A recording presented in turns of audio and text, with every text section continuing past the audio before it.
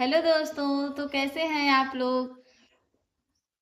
आज हम इस वीडियो में class 7th NCERT book math प्रश्नावली 1.2 के क्वेश्चन नंबर 2 को देखेंगे। क्वेश्चन नंबर 2 में यह बताया गया है कि गुणनफल को किस तरह से सत्यापित किया जाता है। तो गुणनफल को किस तरह से सत्यापित करेंगे, आप इस वीडियो के माध्यम से सीखेंगे। जैसा कि आपको स्क्रीन पर क्वेश्चन दिख रहा है, यह क्वेश्चन नंबर 2 का ए प्रश्न है। जब भी इस तरह का गुणनफल दिया हो तो उसको सत्यापित करने के लिए हम सबसे पहले बड़े वाले ब्रैकेट को सॉल्व करते हैं।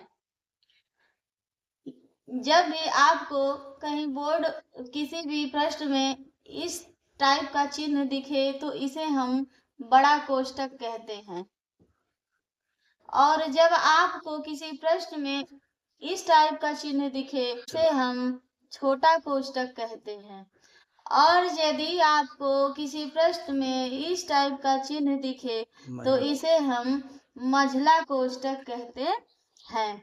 इस टाइप के गुणनफल को सत्यापित करने के लिए सबसे पहले हम छोटे वाले ब्रैकेट को तोड़ेंगे।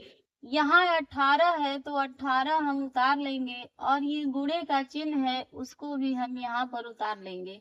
फिर उसके बाद बड़ा ब्रैकेट रखेंगे, 7 उतार लेंगे यहाँ पर, और यह प्लस और यह माइनस है। जब माइनस का गुणा प्लस में होगा तो उत्तर यहाँ माइनस में आएगा, -3। अब ये छोटे वाले ब्रैकेट का काम खत्म, बड़ा वाला ब्रैकेट हमारा बच गया।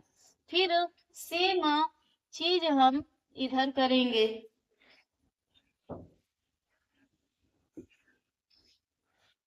बराबर कर लेते हैं।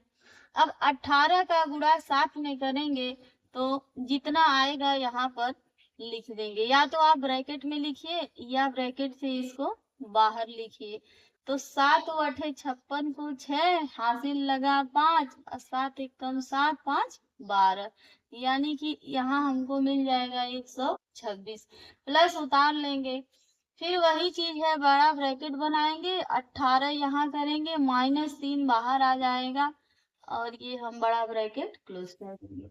अब इधर देखते हैं, 18 यहाँ लिखेंगे, गुणे लिखेंगे, 7 में से 3 घटाएंगे तो हमको बचेगा 4। इसको हम ब्रैकेट से बाहर कर सकते हैं।